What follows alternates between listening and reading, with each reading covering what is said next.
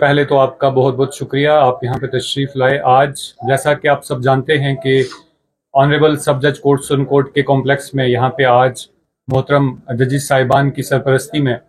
एक लोक अदालत का इनेकाद हुआ,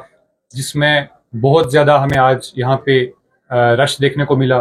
दूर दराज इलाका जात से लोग जो अपने केसेस, जिनके केसेस पेंडिंग थे और जो आज लोक अदालत में पुट अप हुए, उन केसेस का अजाला करने के लिए, उनको सेटल करने के लिए आज ये लोक अदालत जो है वो मुनक्कद की गई थी, जिसमें बहुत भारी तादाद में लोगों ने जो है वो शिरकत की। और अभी जो है ये लोक अदालत का सिलसिला जारी है।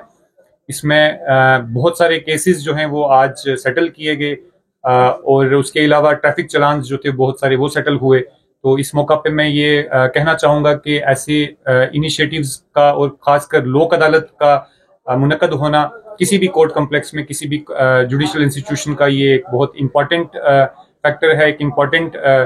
हम इसको ये कहते हैं कि एक इम्पॉर्टेंट चीज़ है